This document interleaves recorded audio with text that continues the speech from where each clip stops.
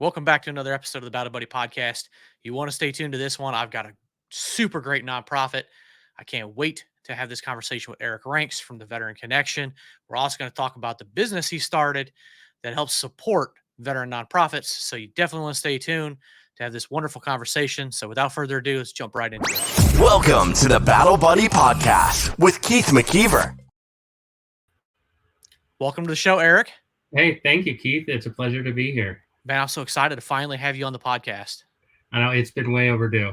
I know we've only known each other for what, like 2 years, something like that. Yeah, 2+ years. Yeah, something like that. That's all right. Hey, you finally get it done, right? Absolutely. So, tell us a little bit about your backstory.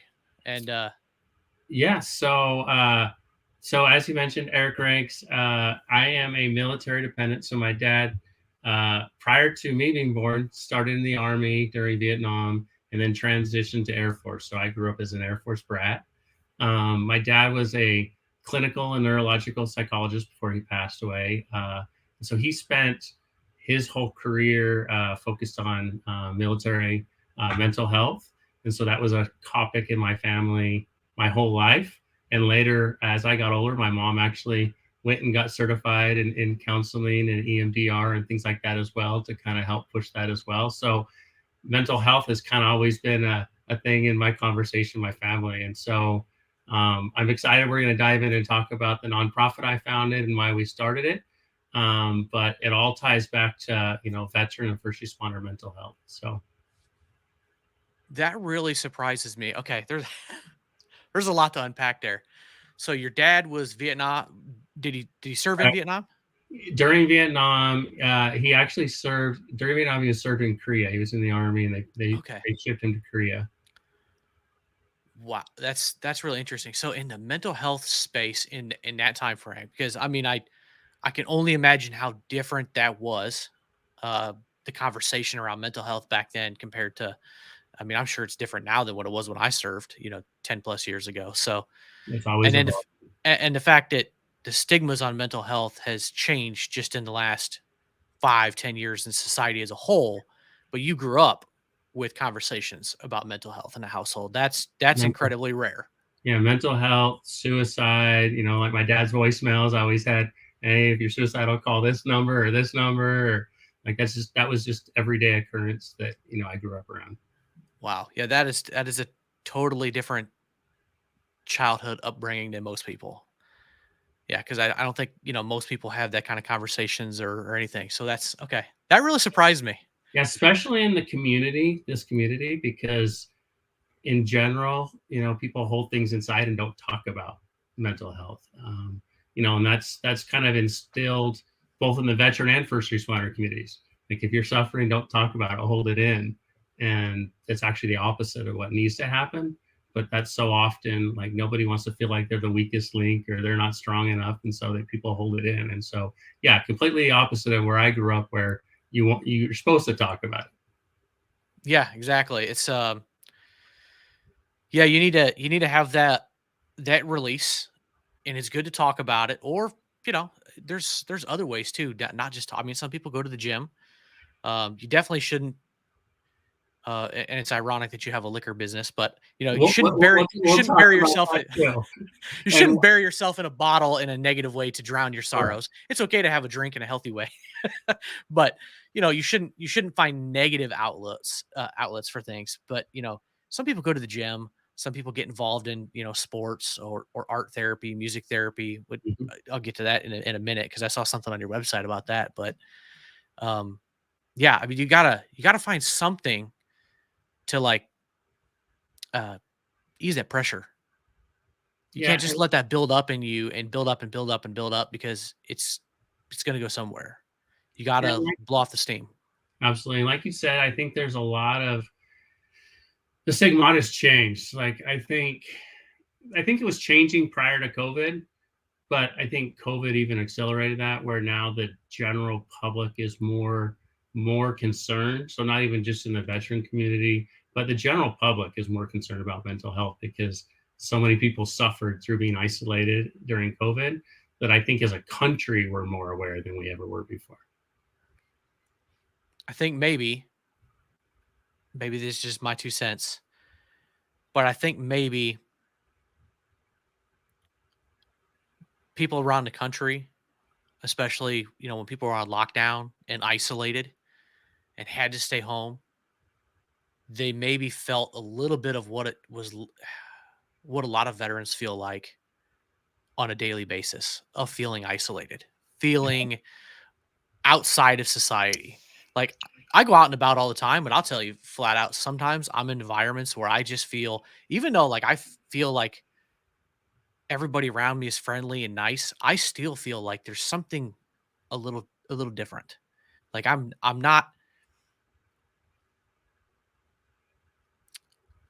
completely connected to everybody. You know what I mean? Like it's just a little something. It's like it's hard to pinpoint. Like not necessarily in a bad way, but my experiences, my past is a little different than everybody. Nobody quite 100% gets me. Then again, I don't necessarily always open up. I'll open up a little bit more in veteran communities or people who, like and trust, or people who are in your circle of trust. But it's I think maybe the pandemic, when people had more time to sit at home and couldn't go anywhere, couldn't do anything, maybe might understand that feeling a little bit, or a lot of veterans. They might understand that feeling, but and this goes for me as well. Like as somebody who hasn't served, I will never totally understand Yeah. the things that you go through and have gone through. But And so understand a little bit of loneliness, yeah, this loneliness, and like feeling like you just can't. Yeah, it's really hard to put into words, but a little bit of a taste yeah, anyway. Yeah.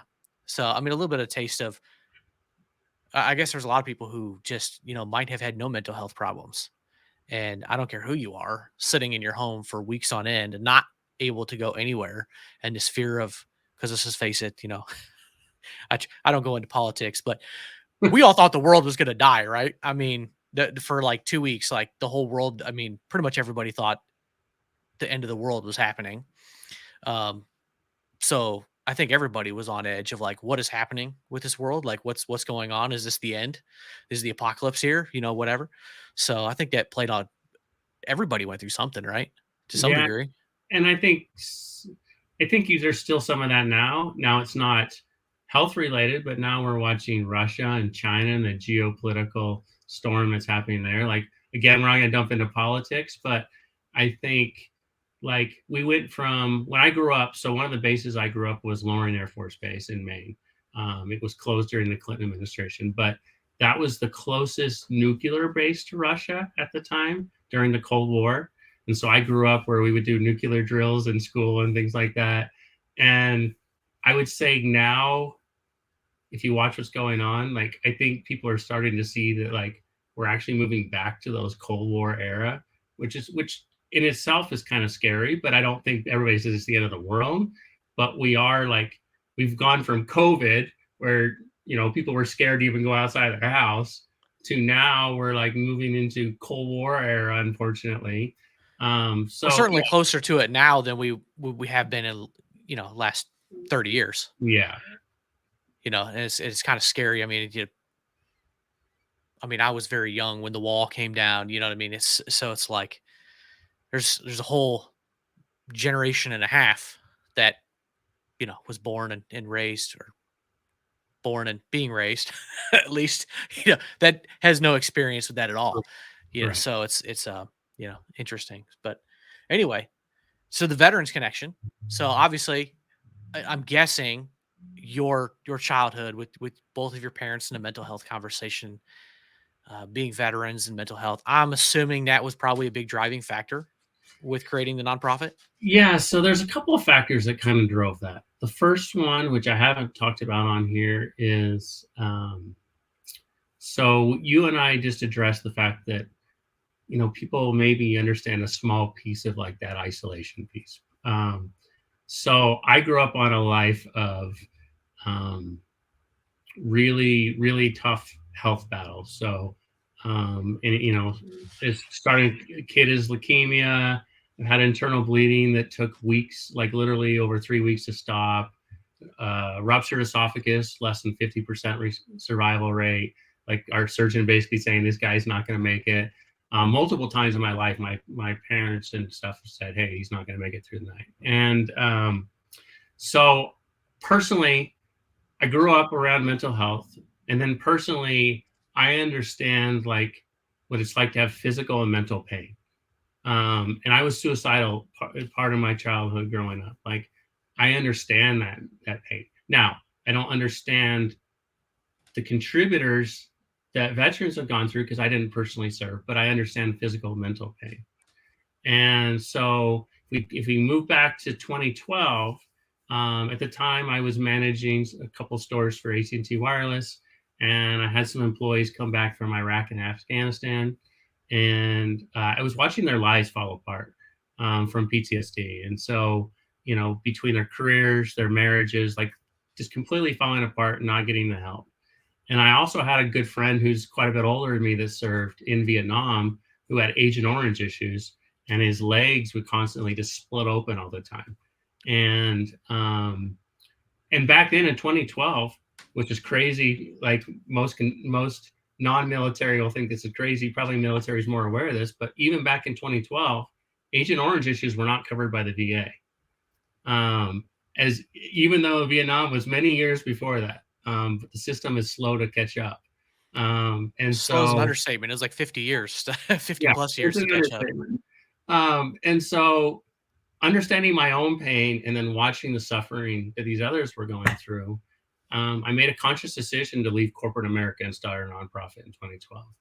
And the what the nonprofit was founded on then is it's evolved, so it's kind of changed its primary focus over the years. When it was first started, it was started to help veterans get access to the benefits due to them. Because I'm watching these people suffering and they're not getting the help they need, and I'm like, this is crazy. Like, why can't people? So that was the original mission. So one, helping get access so they don't have to hire attorneys, they don't have to spend years fighting, people giving up because they couldn't, get access to everything they need. And then give up a portion of, that back pay to those attorneys, Yeah. which, hey, you know what I will say? Sometimes there is a need to hire attorneys, but not Unfortunately, there always. shouldn't be. There There shouldn't. shouldn't be. There There shouldn't shouldn't. be. And then Yes. we also tried to pick up things that weren't covered. So, for example, the VA would cover a wheelchair, but they wouldn't pay for ramps on the house or on their vehicle, lifts on the vehicle. Wouldn't pay to widen the doorway so that the wheelchair could even get through the door. So when we first started, it was like, how do we get them access to things, and how do we make sure that what they can get is usable in their life? And then as the years have progressed, I just watched this rising suicide rate. And, I know I know that the military and the Department of Defense is really good at touting a 22 number of 22 veteran suicides. But if you actually look at the studies, it's actually based on very few states. It's like 6 states.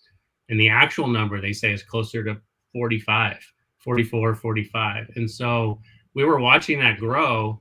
And so as that kept growing, I was like, man, what are we doing? Like, it's great. The benefits are important, but that's not solving the problem. And so I grabbed my board, and we had several long meetings and completely changed our focus. Like, I didn't get rid of veteran benefits. It actually fits within one of the pillars that we'll talk about. But I decided that, like, looking at all the nonprofits out there, and there's some really good veteran nonprofit organizations, but unfortunately, one thing that we're trying to do different is nonprofits of a whole, whether it's veteran or non-veteran, nonprofits tend to stick in like little areas. So whether that's we only focus on homelessness, or we only focus on, or it's we only cover vets who are in this war or this age group, or honorably charged versus dishonorably discharged, things like that. Like, everybody kind of fits within a core, and that's primarily based on funding. Like, people know they can't take on everything, and so funding. Which And makes it difficult as a veteran to figure out what's available to you, where it's at. And it's like the kid with like the round peg in the square hole kind of thing. Like, okay, I'm the round peg, like, but I've got a triangle and a square here. Like, where do I fit? Like, absolutely. what's available to me? And I've heard those same things. Like, it's confusing. Like, I can't go here. Like, they've turned me away here and they've turned me away here. It's like, Yeah, it's frustrating, but yeah, they've got funding. They've got everything revolves around funding and the people to run the programs. Every nonprofit has the same issues. Absolutely. They would help everybody if they had unlimited funding and unlimited support. I mean, you would, every other nonprofit would, but Absolutely.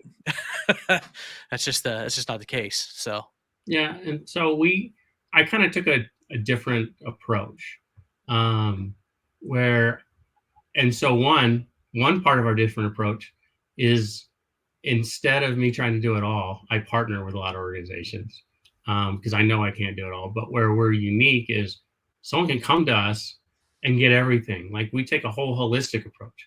We're not picking and choosing what's going to work for what's going to help somebody that we want to focus on. We're not picking and choosing who's qualified and not. For example, I'll give one example of qualification. So we're a veteran and first responder organization, but um, basically, if you're serving our country and you're in a need, we'll find a way to help you. We had somebody who came to us who actually was in the CIA, and uh, as someone in the CIA, they actually were overseas in a lot of these situations with our military.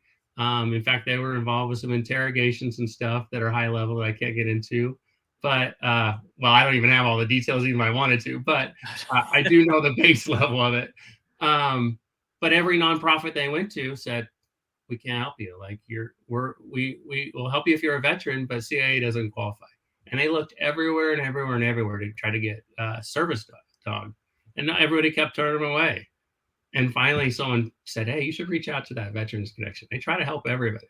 And that person reached out, and I'm like, "Yeah, you served our country. Like, let's get you taken care of." And so I try not to box our organization in of, we're only going to do this. It's, if somebody served our country, they should be taken care of. it's an interesting way of looking. I mean, it's our military is our military, but it does take the CIA and the FBI and our local law enforcement, and it's like the layers of an onion in a way. It takes multiple layers, both here and abroad, to keep us all safe. And a chunk of our police officers are former military. Yeah, absolutely, So absolutely. So, yeah, that definitely makes sense, and that's definitely good to know, that there's another place to go there. So, um, so I want to dive into then. So you got like four pillars: connect, empower, align, and thrive. correct. So the connect is that just service dogs that are aligned under that, or No, explain? no. Is So it a just connection community? connection is, we kind of talked a little about a piece of this, with people understanding, like, connection. That's one of the pieces that is broken in transition when veterans are transitioning from military life to civilian life. You lose the brotherhood and sisterhood connection. You also are dealing with things internally, and so you self-isolate because you feel like the ones around you are not understanding. And so one of our core pieces to start with is connection. So service dogs is one, and how service dogs does play into it is the fact that, one, it gives somebody a purpose to take care of this dog. Two, like, if they are like living alone or don't have people around them, there's another person around them and taking care of them. But that's just one piece of it. So what we're releasing very soon, a mobile app, that it's not only an app to build connection, like where it geo targets veterans around other veterans in their area. They can talk about things. They have private groups. So, like, if there's certain areas that they don't want to talk to other people about, they can make it private. We also have in there some stuff around employment to help them get employment. We have a grief shaman that we worked with really closely, and we've built some mental health solutions right into the app. So if someone's going through something right there in the moment, they can at least get into a stable state so that they can take the next step to reach out and get help. But at least they can get them in a stable state at that moment. So that app is part of the connection, as we're going to, get them interconnected with different people. We're in some really strong talks with one of the largest residential and apartment building groups in the country to build some veteran specific communities within, like, taking existing apartment complexes and things like that, and having them just do small retrofitting to create some veteran specific experiences within them, and within what they already have, and then also creating that as like someone can feel like, they have another group of veterans around them, and people will come move in as veterans. Like, we're not trying to create a veteran only community, but create an experience where they can have that community around each other. So we have pieces like that that are all part of that. And then we work with some other organizations in some other areas. I love the community aspect of it because that's one of the things that I look at, and one of my pillars too is one of the issues that leads to, unfortunately, suicide, substance abuse, and homelessness Mhm. is lack of connection. Because once you get out, your unit has already moved on to the next man or woman who's replaced you, and you get to join the best brotherhood, sisterhood in the world, become a veteran. But you go back to your home of record or wherever, and you go about life. And I mean, some people walk around with shirts on, they have a flag on it or a hat, that might signify that you're a veteran, but a lot don't. And you could walk past veterans on the street every day and not know. So for a lot of guys and gals, there's no, all of a sudden there's no community at all. Like, there's just none. And I've seen a lot of stuff lately on like some of the veteran organizations that are out there. Some people hate on them, some people like them. Maybe it's for some people, maybe it's for not for others. But no matter what, everybody needs to find a way to be connected somehow, Mm. whether that's in an apartment complex or just a housing community where people live, or just a networking group or a veteran chamber of commerce or whatever, or just a group of people that just happen to know each other through an app and say, hey, let's just get together for coffee once a week, whatever.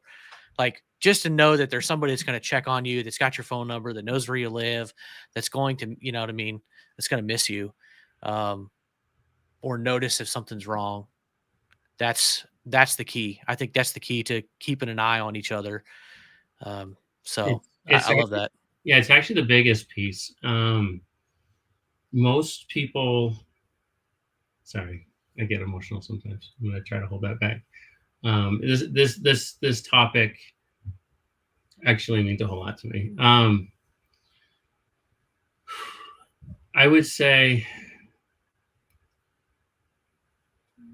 most that's the front line to save someone's life, is connection. Most people are suffering in silence. You don't know, like, you think they're doing well, and they're not.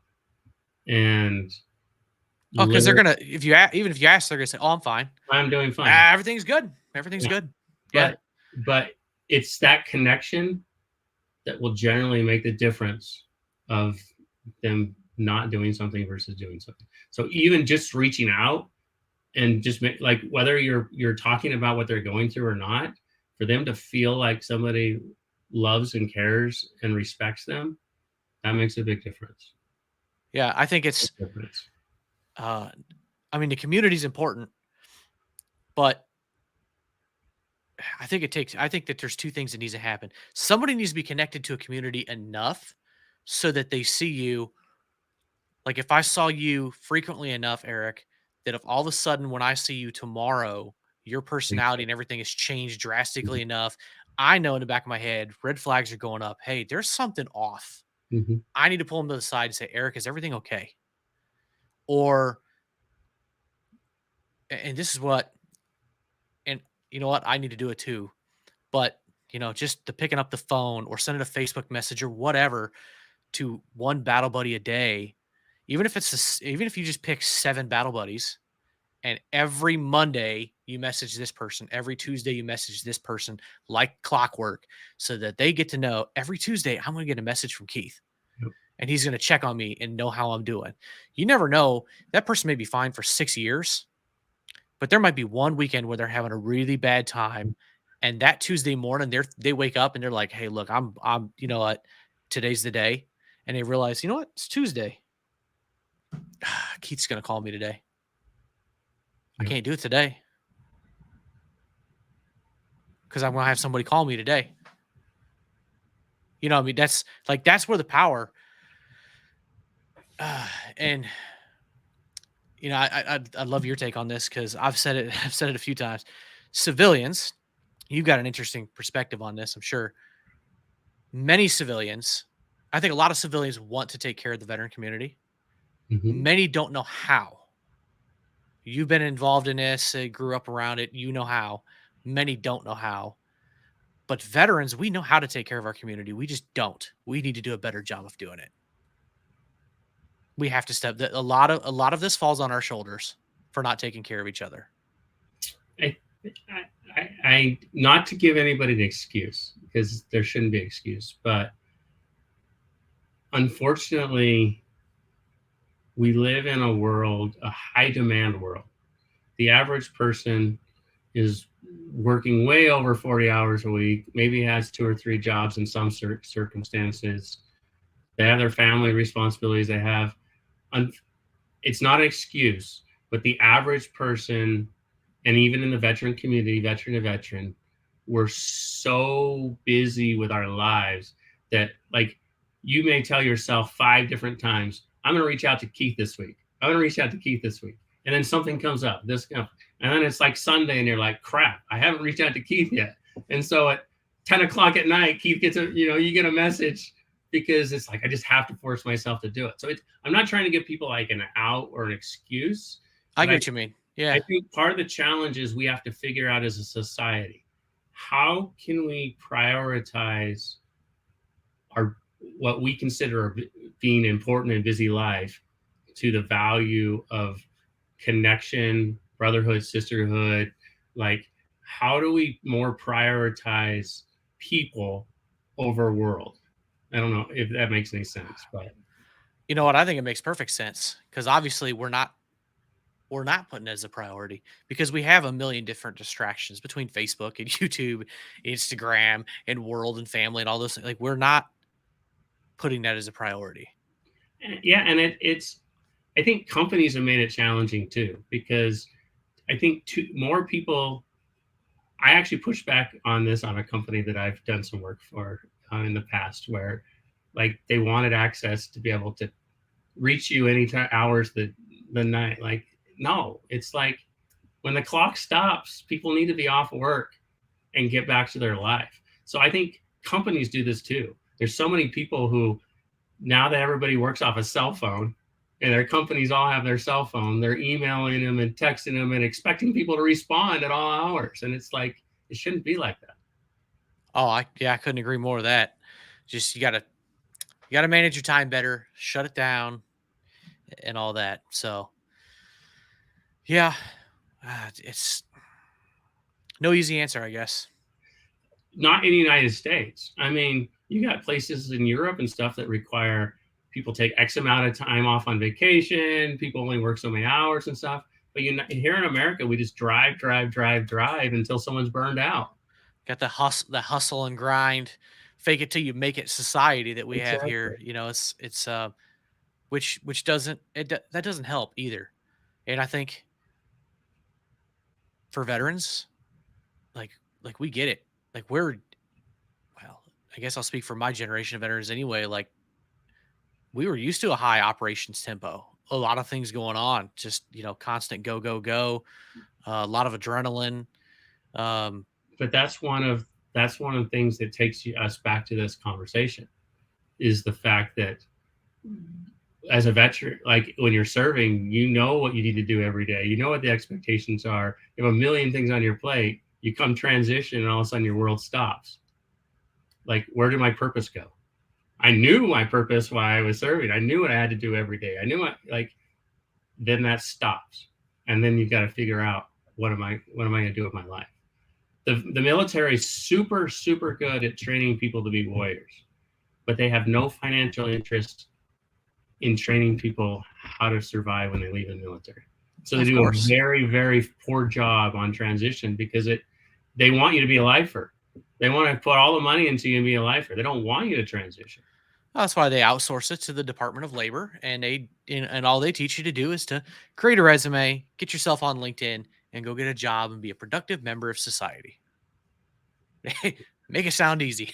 And then they say, "Oh, great, I'll go apply." And then they go apply to 10 jobs, and they're all like, "Well, your skill set doesn't transition to what we're looking for here." Like, what are you talking about? Like, I have a good friend who's a Navy SEAL.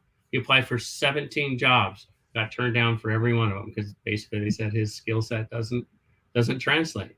Are you kidding me? You know what he did as a Navy SEAL? Like, come on. Like, it's so, yeah, it's not as easy as just having a resume, knowing how to interview. Like, it's also having, like, understanding how to have a conversation within job places of here's why my skills do Man, translate into what you're trying to do. that blows my mind. If I was hiring somebody and I had a Navy SEAL apply, I'd probably hire him on the spot. Yeah. I don't even care what the job, because I know, like, hey, these dudes are intense. They've They been can pushed. learn. They can learn under pressure. They will adapt to any kind of situation, no matter what you throw at them. It ain't gonna phase them. Like, and there's nothing as serious that I could throw at them that they definitely can't handle. So, like, It's that's crazy. mind boggling. Wow, holy cow. Yeah, he Anyway. finally gave up and started his own business. He's building an app right now. He gave up. He's like, nobody's hiring me. You know what? Can do attitude, right? That's a seal for you right there. Hey, adapt, adjust, fire, and move on, right? Yep. So the next tier you have here is empower. Yep. And that's all about basic needs, housing, food, transportation, stuff like that. So tell us a little bit about that. So that's actually where the original foundation of the Veterans Connection moved to is, veteran benefits. But yes, food, housing, like we talked about, we're working on this veteran program with apartment complexes and housing, food. Like, there's a lot of good organizations that we can connect people to if they're needing food, as well as, so our organization is also unique in the fact that we don't have this stigmata that we feel like nonprofits are competing for the same dollars. That's the stigma of the industry. I don't want to partner with another nonprofit because there's only so much dollars. I would rather take money out of my organization, which we've done many times, and hand it to another organization, another nonprofit, and say, here, go take care of this person. We're referring this person to you. Here's the funding. Go take care of them. For me, it's making the impact. Don't pass the buck as an organization. How do we make sure the person who's coming to you gets taken care of?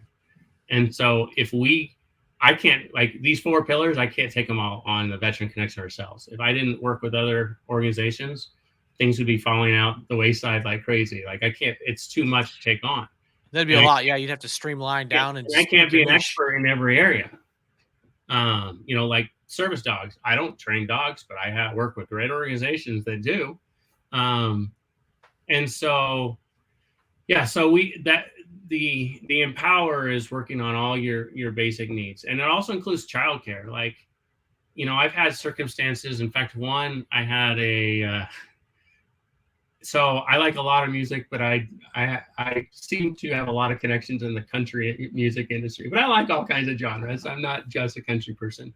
But I even had a country music artist who happened to overhear a conversation of me and a veteran who was struggling. And he wrote a song because he heard it and wrote a song about it. But childcare, like, I didn't think about childcare. That's one that actually came up more recently that we added it. And we had a gal who, her and her husband, both are veterans.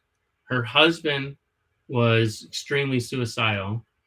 She couldn't go to take him and be with him at the hospital because she couldn't figure out what to do with her kids. And I was like, wait, childcare is something we need to think about. Like, that's the biggest impact that it could make in her family. Yeah, like, yeah, it's bigger than food. It's we're bigger trying than to save this guy's bills. life, and she feels like she can't go help the situation because no one can watch her kids. Yeah, it's an impossible choice as a parent and a spouse, like kid's spouse. Yeah, like man. Yeah, and like I said, it was powerful enough that this country artist, I mean, he was blessed that she allowed him to be part of this very confidential conversation. But he's like, man, I got to write a song about this. Like, this is Um, but yeah, I was like, man, why are we not adding childcare? And I don't know a lot of nonprofits that focus on childcare, but I was like, we've got to find a way to do this. Yeah, that's a difficult thing for I think for a lot of people is to find that access to childcare and to fund it. I know it's gotten a lot more expensive over the years, so that's a very unique way to give back. A lot of people I think sometimes just think of the basic needs is housing and food, but there's always other things that get into that monthly budget, right? That make a huge impact. So Yeah. And now so you if you look at yeah those two, sorry, go ahead. no go ahead. So if you look at those two, the reason why those two are pillars, 1 and 2, connection and power, is because if neither of those are out of balance, somebody's still going to be in fight or flight mode.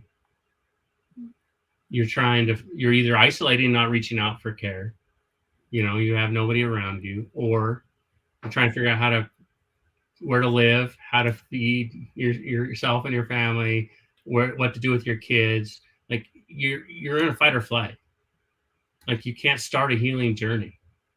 Like you may want to start a healing journey, but life will keep knocking you down because you haven't fixed the first two things. And so That's a great point. that's why we, like I said, we kind of take a whole holistic approach. Like we know you've got to tackle these different areas before you can solve the problem. I love that because I've said that for a long time. All the problems.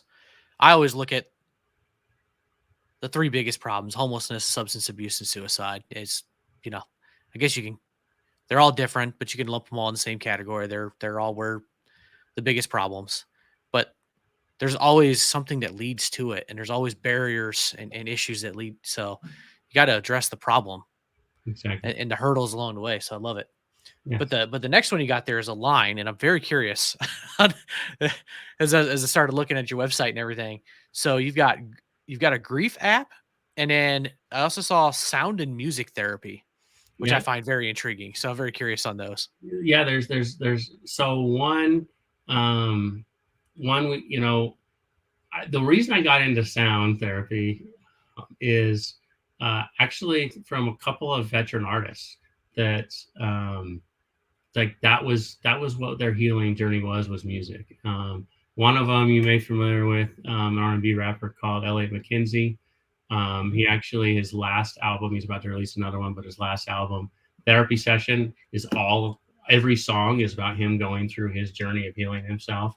So not to plug him, but I would go check it out. And for someone who's listening to this who's a non-veteran, I don't say this about very many things, but if someone's a non-veteran, go pull up YouTube, watch Elliot McKenzie's gunshot video. Watch it and listen to the words as you're watching it. Like don't half watch it, like actually pay attention. Because it's the first thing I've ever seen that I see and heard that I actually feel like allows a non-serving person to somewhat understand what the veteran's going through. He did an amazing job at pulling that whole PTSD in a way that a civilian can understand. So I I don't actually know if I've heard that one. I'm familiar with them. I've listened to a few of his songs, but I'm definitely gonna have, check it out. And it's based on a true story.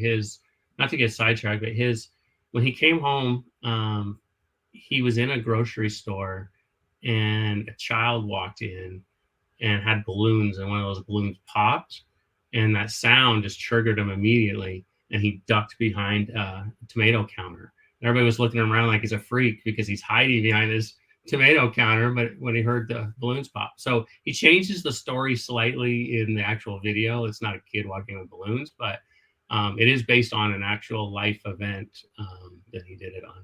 And he did it with the Marine Rapper, which is the same way. The Marine Rapper, like if he walks down the street, he always has earphones in because that music is what keeps him in a stable mindset. And so that kind of is what got me like listening and talking to him and really getting to know those two. I was like, there's something here. Like we need to figure out how to get into like music and sound therapy. And then I met some people who do those I don't even know what you call them, but basically like big cymbals or gongs or something, but each one's a different like frequency sound. Um, and they use that. And so we started expanding, like referring people to different groups out there. There's 2 groups I'm connected to that, like if a veteran wants to get into music, that like one of them's in Nashville. Well, they'll bring him in, pair him with an actual big recording artist, and write music together. And so we started diving into like how can we partner with different organizations that specialize in sound, because art is the same way. Like there's another great nonprofit, Claymore Vets, done by Marie Salazar. I've got a buddy, Joe. Now I'm gonna say his name wrong. Anyways, he's a veteran comedian. So again, it's art. He uses comedy to help him get it through there. And I have a gal named Robin who's a veteran comedian as well. But yeah, looking at the art. So it's not just sound therapy, but it's the arts. Like let's refer people to organizations. So our organization does some stuff on our own, but we also refer to a lot of organizations. Like you mentioned earlier, there's so many out there you don't know where to go. So one thing, and this is not what we're offering today, but it is what we're building today. So we have partnered with a third-party medical research firm that when people bring modalities to us, hey, we want you to try this and see if it helps. We actually are putting it through third-party research. So, and in the process, when things are validated, we're building a vetted directory of nonprofits that you can go to that have actually been vetted with medical research. And the directory is important because there's so many organizations that people don't know where to go, but that's not even the main reason we're building it. We're building it for the research. So this is a 36 month, we'll say like 3 years down the road. This is not a today thing. Our goal, it doesn't sound like something that happens overnight. No, our goal is to go to Congress and force a change of funding with the VA. So I shouldn't say this out loud on a podcast that I'll say it anyways. I'll take the fire. So in 2020, Congress gave the VA $10 billion for veteran mental health. $7 billion went to the pharmaceutical companies. That's not the way to solve veteran mental health. The only way that's going to change is if you have the clinical research to force Congress to reallocate budgets. Now, I could have just got myself in trouble by saying publicly that we're trying to cut what's being spent on the pharmaceuticals because they're a monster out there. You don't want them coming after you. But hey, I'll jump right into fire with you because I've said it publicly before. When I went to a counselor for the very first time in 2020, when I called the VA, the first question they asked me is, do you want medicine or do you actually just want to talk to somebody? That was the very first question anybody at the VA asked when I called mental health. And there's a lot of turnover VA. So if you chose to talk to somebody, you may not talk to the same person the next time. I'm on my third person since 2020. Yeah. So those are your options, and neither of them are a great solution. So but the only way that's going to change is research, and research done by a third-party company, which is what we're working with right now. And so so sound therapy, we do EMDR, equine therapy. Now this is super unique. Not only I love equine therapy. I've had a couple of guests on to talk about that. I love it. But watch this. Not only do we do equine therapy, but we have a partner that we can do equine therapy and EMDR. So they're getting the EMDR treatment while they're on the back of a horse. Oh, that's super unique. And EMDR is super cutting edge light therapy that's for trauma. It's super effective. PTSD service dogs. Yes, the app you talked about, the grief app, we're taking those functions and putting them into that app that we talked about under community. Yoga, tapping, like we started to focus on the natural things. It's great. The VA is going to put somebody on drugs and counseling, and the average vet is on 10 plus drugs, which, I mean, no one can function well that way. Taking one drug to fix the next thing that created the next problem that they give another drug for, like, it's not the right solution. So we really focus on what can we do to get them off. Now, I will say this. I want to be very clear of this. I'm not saying there's not a time and point for pharmaceutical drugs. If somebody's in a really bad state and they can use a drug to get them in a state that they can function while we're healing them, great. But let's get them healed and start pulling those drugs away as we can. But the first priority is stabilize. So I'm not saying there's no need for pharmaceutical drugs. Somebody has to be stabilized if they're in a bad state. Absolutely, but there is alternatives. Correct. And I've had to broaden my horizons, what that means over the years of doing this podcast. There's alternatives to pharmaceuticals. I'm not saying I'm really for or against them, because the idea of going down to the jungles and taking mysterious mysterious things like ayahuasca scares the living crap out of me. What scares me more than ayahuasca though is the toad venom. Yeah, that one. I don't know. If you actually do some research on some of the negative things that can cause, like, I'm kind of a wimp, so like I don't know, like, yeah, all that kind of scares me. I'm not saying it. I mean, I'm very intrigued about how it works, and I've had conversations with a lot of people, and it appears to work very, very well. It does appear to work. It, to me personally, it scares the living crap out of me. But there's that as an option. Yes, there's there's all kinds of things. The service dogs, the equine therapy. I mean, there's all kinds of things that can help people, right? Just a counselor. I mean, like I said, I called the VA, and I'm still not on anything. The only thing I take Focus Factor pills, over the counter, like mental clarity things. That's the only thing I take. So does it work? And I've seen a lot of commercials for Focus Factor. I don't really know. I don't know if it's that or the coffee. I really don't know. Yeah, that's a darn good question. Yeah, I think so. There you go. I don't know. I guess so. I guess it's not necessarily a glowing endorsement for them, but I didn't want to take the pills. It was like, my last thought was like, that's my last resort for me.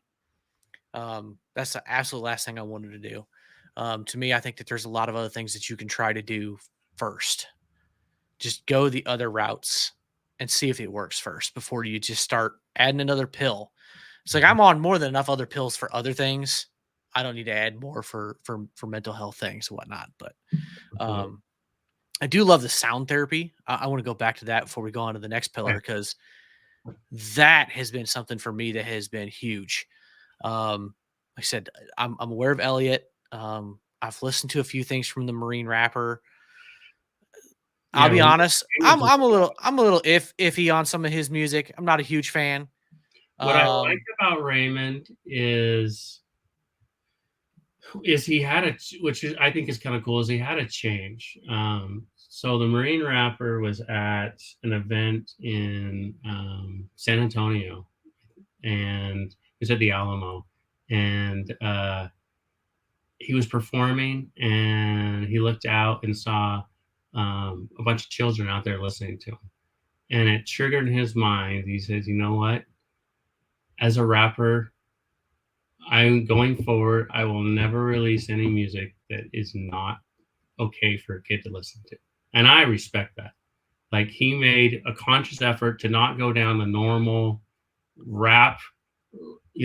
I'm not knocking rap. Like, I listen to rap, but in general, rap has a stigmata of, it's not necessarily the best thing that kids should be listening to. I'll just leave it that way. Oh yeah, no, I agree. And I respect that he made a conscious decision that everything. And I also respect the fact that he refused to be censored. So I don't know if you know much about part of his story during the election time, but yeah, I've heard and saw a few things about him and some of the things during the election. And I've heard some of the lyrics and. Well, it's not that, but Apple and Spotify and everybody took his music down because they assumed he was associated with the January events, which he wasn't. He just happened to be performing in Washington, D.C. And so they just put them together. He was not tied to the event. He was blocks and blocks down the road performing. Well, Apple, Spotify, Amazon, all of them took all his music down and censored him and said, like, listen, like you're tied to the Trump stuff. Like we're taking your music down. And which is cool, is he had a lot of people on both sides, right and left, come out and flood and support. Like, hey, you can't censor them. Like everybody has a right to their own music, their own opinion, their own. But yeah, he was he was like #1 on Billboard, and then they censored him. Everything dropped overnight. Like all his Oh music. yeah, I know he was kind of everywhere for a while. I didn't know that had happened, but I did know that some of his music was. He definitely has he does let you know his political side. Yeah, exactly. Which I personally was not a fan of, whether or not I was, agreeing with it or not. Right. But I have been a big fan for a long time of Soldier Hard and Doc Mhm. Todd. Those have been the two guys in the Redcon One music group. Those have been my guys I've been listening to for a long time. That's my playlist. Have you Uh, ever heard M.A. Holmes? no, I haven't. So he's a Navy veteran. He wrote a cool song called. He has several songs, but the deployment song, it released.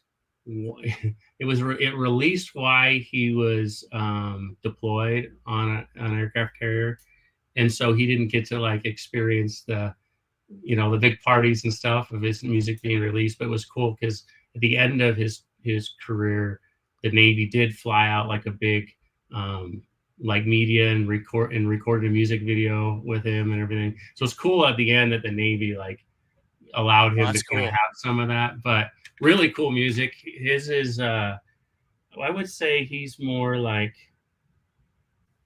what would I consider his music? More, I don't know. It's not rap or R&B. It's more, I don't know. Take it. Just go look. Go look at it. Is a really really good artist.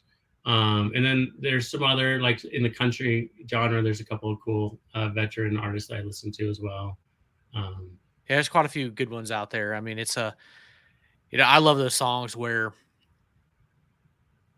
I mean, they're great artists anyway, but when they start singing about things that are relatable as a veteran, I think that's one of the things like Soldier Hard.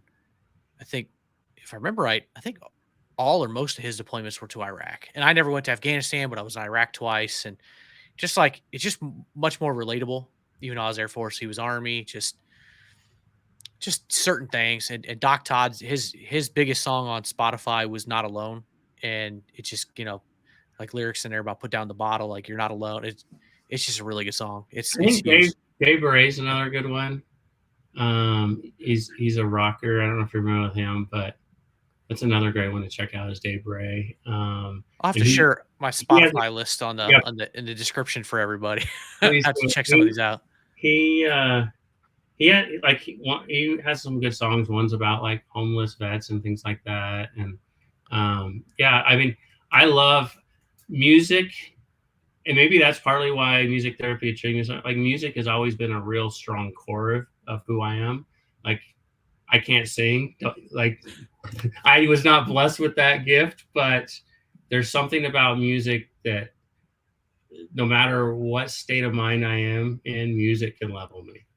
Um, I can understand that. I can't sing either, and I can't paint. I can't do anything else. So I appreciate art. I feel like I could really appreciate it because I can't do it at all, any of it. So I think there's something to that. So anyway, we'll move on to Thrive here. So you got a handful of different things. But what's going on in the Thrive thing? I don't know how much you want to dive into each one of those. yeah, so Thrive. I mean, I'll talk in general, and we can dive into certain ones if you want. But Thrive in general is one thing I believe is when you've got a line. When someone gets through a line, you're getting them in a good place. How do you help them stay in a good place? Like that's the question. Like, yeah, we there's a lot of organizations that can help somebody like stabilize. Maybe they go on a retreat with a bunch of people. Like there's some awesome retreats out there for vets. There's all things that can help someone in that time and place. But how do we keep them? And part of that is getting their life in a really good place. And so Thrive is a combination of things. One is veterans giving back to other veterans. I'm a firm believer that service and gratitude those two things can make a huge impact on somebody's quality of life. And I know, like I would say, in the last 5 years, probably there's more people who have bought into the gratitude piece, because now it's everywhere, but it really does make a big difference. It always has. So veterans giving back to veterans. We do have some programs like to help vets pay off their mortgage faster, credit repair. If someone wants to like go on the entrepreneurial route and start their own business, we have some programs internally ourselves. Like we have, there's a, like if someone wants to go, like for example, get tech training, we partner with a company called Pluralsight, which is the leading technology training platform in the country, where we give them free licenses. They can go through Grant Cardone University for free through our organization. They can, like, so we have some of that ourselves, but then we also partner with other organizations. So we have other organizations that do, like you have organizations like Bunker Labs and Warrior Rising that are great for that entrepreneur as well, like to help them get started. And we've referred many people into both those organizations. Like, it's really knowing what you do well and knowing who the best is in those other areas and bringing everybody together. Like that's our key passion, is like, let's bring the best and make sure somebody, whatever stage they are in their life, can fit with it and go through these 4 pillars. Because if all of them check that they're doing well on those, somebody's going to live a very healthy, productive, happy, and blessed life. Which is awesome, because then they're taking care of themselves, their family, and then the next generation. Exactly. And you're not letting that next generation fall through the cracks and whatnot. So that's awesome. So that's the Veteran Connection. Yeah. But you also created a business that is for profit, but donates a portion of the proceeds back to your nonprofit. And that is, I'm going to throw that up on the screen. I just had the veteransconnection.org scrolling for those that are watching or that are listening. Before we move into well, I guess we can do it at the end, but before, well, we'll do it. We can do it both. Yeah. If you want to learn more about the Veterans Connection or how to support us, both in programs you offer or financially, reach out to me through the veteransconnection.org. If you're in need, reach out to us. If you want to find ways to volunteer time or to support, or a good program that we should be talking to partner with, like all those type of things. Like I'm a firm believer that we have to do it as a group. Not one organization can take this on ourselves. Mental health is a real thing. And also on top of the thing I didn't talk about is this research. Is with this research that we're working on building over the next couple of years, I feel like veterans and first responders are 2 of the hardest cases for PTSD and mental health. When we can show proven, documented results that are working in all these areas, we can replicate that to anybody. A mother, a child, like mental health is mental health. And so, yeah, we need everybody's support and help to help us take on this mental health battle. There you go. So I will have everything in the description where you can go to the website. You can go to the website and donate. Wink, wink, nudge, nudge, foot stomp, all that good stuff, right? Donate. It is a nonprofit. And moving on to 22 Salute, I'll have the website down there for that as well. So perfect. Tell us a little bit about what 22 Salute is. Yeah, so I will say it took me. So I'll tell you how 22 Salute came about. 22 Salute came out about from a conversation of a veteran council called the Warrior Council, which Keith is part of, with the real struggle nonprofits have, which is how do you have continuous, consistent and projectable donations coming into your organization? Because if you want to continue increasing your impact, you've got to be able to kind of figure out what donations are consistent, how are we going to grow them, and all that. And we keep going. At least a baseline, right? I mean, projectable baseline. Projectable baseline. And we keep going through these ups and downs in our economy. And unfortunately, nonprofit donations are always one of the first things that locks up when the economy changes. And so I got to this point where I was like, there's got to be another way that I don't have to just rely on when the next donation's coming in. If this person who gave me, you know, I'll use an awesome donation, give this person a shout out, the John Leary Family Foundation. John Legere, if I can talk. John Legere Family Foundation. John Legere is the former CEO of T-Mobile. He donated $10,000. That's great. But does that mean he's going to donate $10,000 every year? Not necessarily.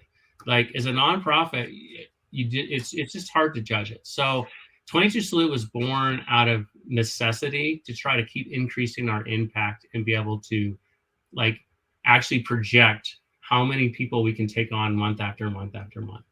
And it started so I had some suggestions of, there's some great people who do coffee, great people who do alcohol.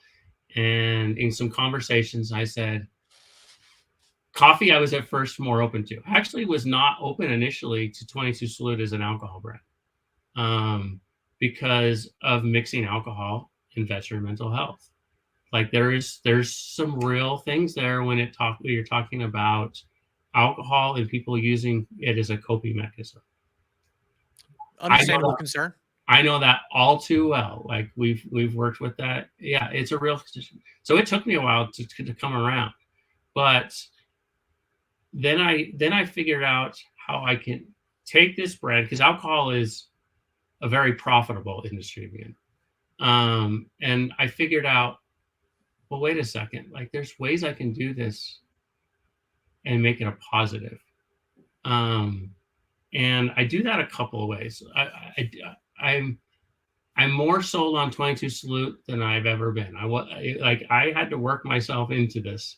And it's a couple of things that we've done to do it different. One, alcohol is necessarily a bad thing. You people can drink alcohol and have a great life, and it doesn't have to be used a negative thing. Two, like, we should never what's the best word for this? You should never, I can't think of the right word for this for some reason on my head, but you should never, like, look down on somebody because they drink alcohol. Like, if you want to find a way to trigger somebody for mental health, like, start hitting them down for something that they're doing. If somebody's doing something that's, like, in a coping way, it's not great, but find a positive way to help bring them out of that versus beat them over the head for something, because that could trigger them to do the next thing. We should never fault somebody, but we can help them through it. So what I did that was unique about 22 Salute, and we'll talk specifically on the alcohol side, because that's the side that's unique. Like, our coffee, there's a lot of coffee companies out there, and yes, our coffee goes to help fund it. But our alcohol brand, we're actually doing something very, very different. And I want to grab a bottle just to show why it's different. Not because I'm trying to show my bottle, and I should have had this by my desk so I didn't have to slide. There's a couple of things.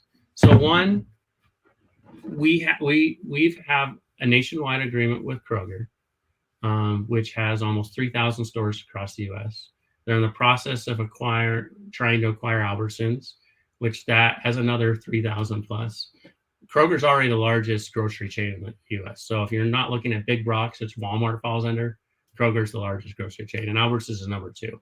So it's all in all Krogers now? Not in all Krogers yet, but we have an agreement. So we have to do it. It's very expensive to produce.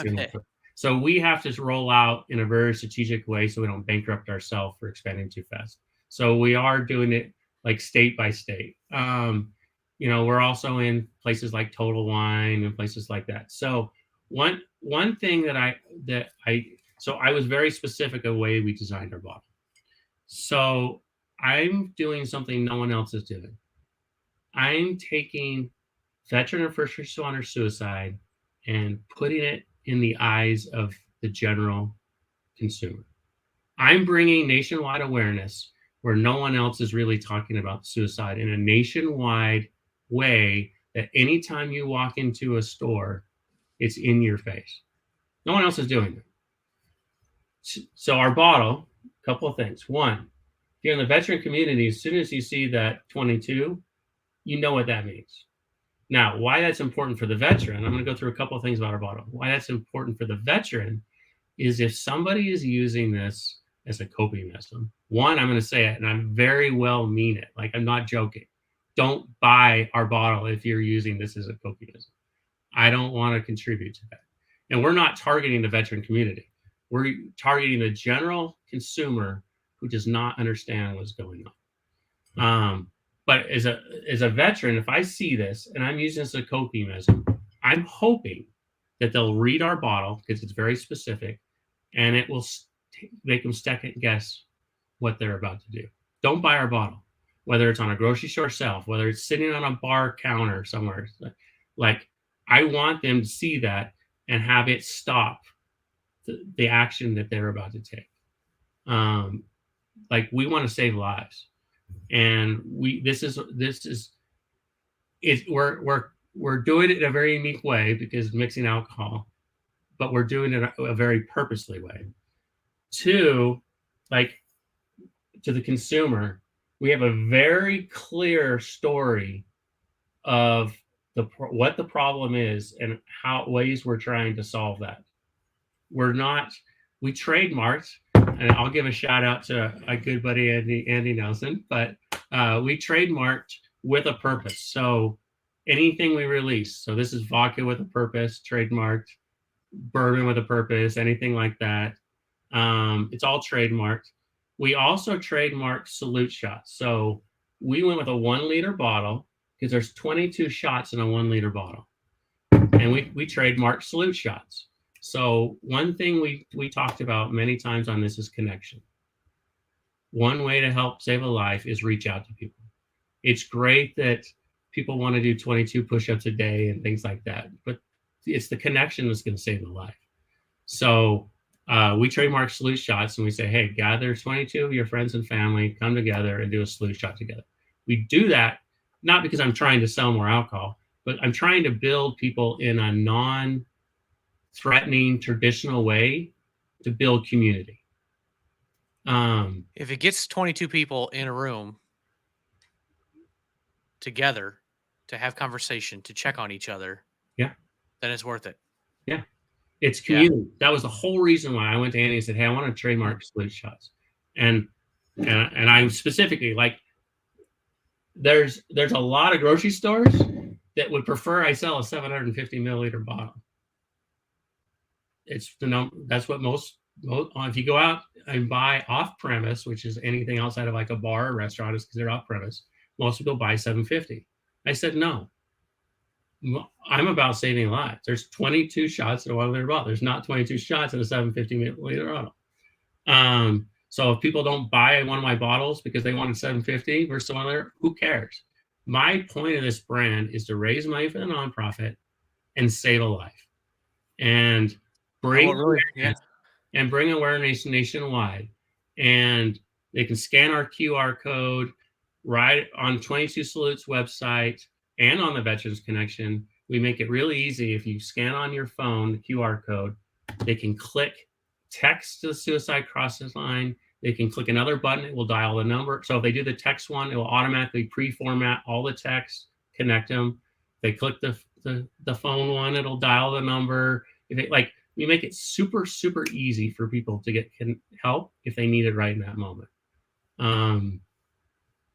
So I'm using that brand as a way to bring nationwide awareness. Like, if they don't want to donate to the Veterans Connection, that's fine. But maybe they'll reach out to a vet they know, because now they're like, oh, wow, there must be a problem if this brand is out there pushing that this problem exists. Or maybe I'll go donate to a different veteran nonprofit. Great. If it's a good organization, go donate to it. Like, if they're making a difference, that's why I partner with people. Like, I want people to take action. And And it's in the first responder communities as well. The first responder community suicide is much higher than the traditional, the traditional person. And that's not the right word either. Yeah. Oh, well, yeah. The Suicide general rates public. higher. That's the word I want to say. General public. Yeah. Suicide rates higher. Substance abuse rates higher. Divorce rates higher. Yeah. That's all. It's so we're taking on the problem in a very public way. And that's really clever and very well thought out. Yeah. I applaud you, because that is pretty darn clever. And we will get people, and we already have, that are like, are you really going to mix those two? Yeah, because I have a reason for it. Like I said, it took, like you said, I thought out. It took me a while to get to the point where I said, okay, I'm willing to put alcohol, because I have 10-year plus great history on the nonprofit. Like, I don't want to ruin it with an alcohol brand. So I had to really think through, like, can I do this? And I did it in a way that I believe will, one, save a life, because it may not stop everybody from using it as a self-coping mechanism, but if it saves even a handful of lives, it was worth it to me. And I may have got somebody to reach out to somebody because they now learned about a problem that they didn't understand was there, because they're not closely aligned to the veteran community and know what's going on.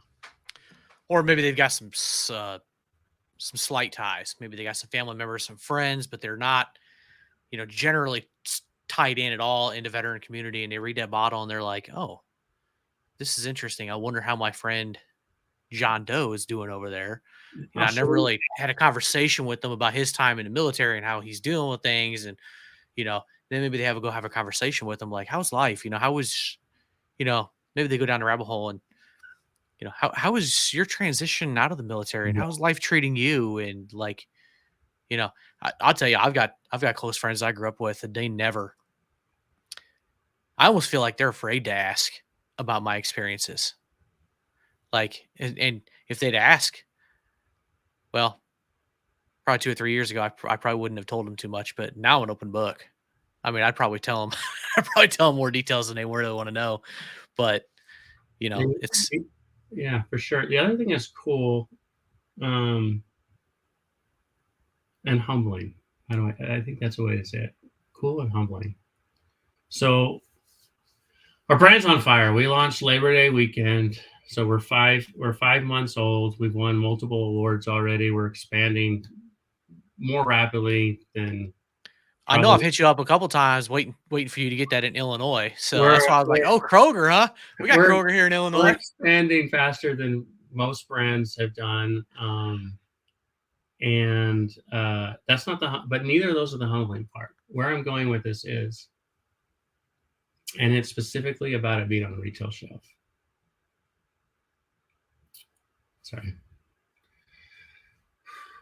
I have been in stores more than once, and we also pay companies to go do tastings of our products in states that allow that, and they've experienced the same thing. More than one time, I have been in a store, and somebody comes up to me, sees our bottle, asks me about it, and then they break down in absolute tears and thank us for what we're doing. I don't know a single other product in a grocery store shelf. Someone walks in and leaves in emotion, strong emotion, because they've had a family member suffering, or they've lost a family member, or they themselves are. You're going there to just buy groceries. You're not expecting to have whole emotional change. And the gratitude that we've received over and over is beyond humbling. And those experiences, that is why I say I'm more convinced on our product than I ever was before. It's great that we're winning awards. I announced one today, double gold. It's the highest award. I just posted it today. That's great. That's going to help sales, but that's not why I do what I do. Yeah, it's got to be a good product and it's got to taste good. But at the end of the day, it's Not, about saving lives, right? it's not what I That's do. yeah. But it's the gratitude that I constantly get on a weekly basis from people reaching out, whether they're reaching on social media, whether I'm standing in front of them, whether just reach and just thanking us. Like, you don't know the difference that this is making. And that's what I do at what I do. And the fact that as we grow this brand, it's going to allow us to make that much more impact through the nonprofit. Um, I I purposely, I started this with two other people, so there's three of us. Those other two people aren't tied to the nonprofit. But I'm the one that said, hey, call them and said, hey, this is what we're gonna do. But I purposely started the organization as a social enterprise, not a normal corporation. So it's in our bylaws that we have to give back to our veteran first responder community. If anyone bought us 10 years down the road or something, it's already built where will be required to keep giving back. I will not sell. If someone offered me I'm not joking. If someone offered me $1 billion today, yes, it'd be super tempting, but I would not do it if they wouldn't continue the mission, because that's the whole reason I get up every day, is to save lives. And I'm not trying to build a brand to get rich. I'm trying to build a brand to save lives.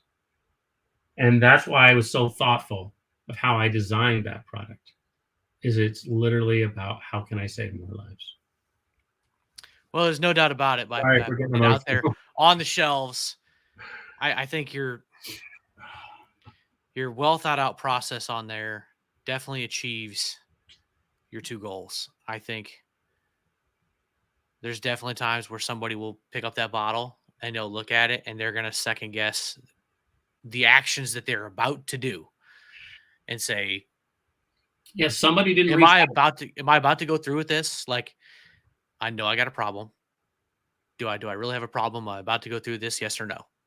And then other people are going to pick it up and be like, this is interesting. I need a bottle. And they're going to be like, this, I've never heard of this. And they're going to flip it around and they're going to start reading it. And they're going to be like, holy cow, I got to get this. Like I have to support this because this, I mean, how could you not? There's no other brand out there, and there's plenty of great liquor brands out there, but I don't know of any others that support veterans. Well, You know, there's even good veteran brands, both coffee and alcohol, but they're not taking on this issue. People are too scared to take on this issue. And it like I said, I had to really think through, if I'm going to do this, how can I do this? Because traditionally, no one wants to be the person that says, hey, we believe in mental health and we're selling alcohol. And so there's really good, even veteran owned brands that the veteran themselves knows the problems going on, but they're not taking on the cost. Now, we did trademark, so now we're preventing other people from taking our idea, but no one else wanted to mix the two. And I don't fault people for it at all. Because it is like, it's a fight. Like, you've got to be willing to take the good and the bad. Like, we'll get people that will push against what we're doing. you're gonna have some haters. You're gonna have some negative pushback. That's for sure. They will. But you got to be willing to take it if the fight's worth fighting. And I mean, you grew up with two parents that served. As well as I do, and anybody listening to this, the fight's worth it. Like, we can't continue to let the statistics be what they are. For sure. These are human beings, that deserve to get the care, the treatment that they need, to get these roadblocks moved out of their way, to get the resources they need to get their lives turned around and get back on the road again. Like, we only got one life to live. Like, it's a shame that unfortunately some people have a easier and smoother path than others. But yeah, I'd also say on that, because I think it's important for people to understand. Because I'm sure your podcast is not. I mean, I've listened to your podcast, but I'm sure it's not only followed by people like myself that are civilians. I'm sure there's other civilians listening to it too. And so I do want to add one piece to that a civilian may not know. The veteran's probably aware, but there's a lot of veterans who are suffering that actually never even saw a day of battle. So don't just assume, my friend didn't go overseas and fight in a war, so he's fine or she's fine. Don't make that assumption. So I think this civilians need to understand that. Like, don't assume that all these mental health issues are all stemmed from seeing a day in battle, because there's many who never saw a day in battle that are still struggling. Absolutely. Yeah. Yeah, that's a good one. I mean, and I think there's examples of people who kicked indoors for years who struggle very little with mental health and physical health, and other people who had very minimal exposure to it and have, the mind is a weird thing. The body is a weird thing. You line up 100 people and expose them to the same exact thing, and everybody's going to have different physical and mental reactions to it. Part of it is also, which doesn't get talked about, is when someone signs up for service, what do they bring with them? Like, there's a lot. Everybody in this world is struggling with something that you don't know about, but you don't know what their past was. Like, some of the people that you're seeing that get affected by mental health and stuff, that did or didn't see war, that are affected more than others. Some of those, it's because some of that is being triggered from their past, even before service. That also needs to be taken a look at. It's not just what service did. It's also, there's a high percentage, not everybody, but there's a high percentage of people who join the military, as an escape. Like, they came from problems before they joined the military. There's also those that go right back to that environment. Or didn't come from a bad environment, but then find themselves in a bad environment after. Sure. So, yeah, there's a lot of things at play. Like, you could come from a good environment and not, so a lot of things can happen before, Absolutely. during, after service, and different thing. I mean, that's why the VA gets so difficult about, trying to determine, well, was the service connected or before or after service? And anyway, but we can go down. Keep going down. How you answer those questions? I know, right? That's anyway, of your rating. Big difference. That's a whole nother topic for a whole nother day. But Eric, I appreciate you coming on here. We'll get this wrapped up, but I appreciate you coming on here, sharing about the Veterans Connection and 22 Salute. Like I said earlier, I've known you for a couple of years now, and I learned a tremendous amount more than even I knew. So I appreciate knowing more. I know the guests appreciate knowing more. I love knowing more. So obviously, one of my biggest goals of the podcast is not only to highlight nonprofits, but also to be able to put on my website resources and information. Because one of my goals is to educate, guide, and connect people to the resources. So very, very similar missions in life is to just, hey, like, this is where you need to go. Like, go over here. Like, these are the people you need to connect with, and to get you taken care of. So, I'm glad I know more of what you're doing, and that this is definitely an episode I could share with a lot of people, that, hey, if you're struggling, like, this is a place where you can go. Like, this is where you need to start. Start here. Okay. Get out of service, start here, and go here for your VSO. Go get your claim, all that stuff. So, so I appreciate you stopping by, Sharon, and seriously, everybody needs to go follow Eric and the company, Facebook, all those socials. Like I said, I'll have everything in the show notes, but where can everybody reach you, Eric? Yeah. So, I think my own profile is either going to be E Ranks or Eric Ranks, depending on what social. Unfortunately, the Veterans Connection started in 2012 before people really thought, oh, your social profiles need all match. So the Veterans Connection, depending on what social media, it's a little different.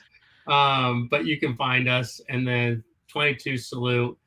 That was formed recently, so I knew everything had to match. So that's 22 Salute Bevco for beverage company, and that matches. And I wish I could go back and make the Veterans Connection all match, but you learn the hard way. You know, social media was newer 10 years ago.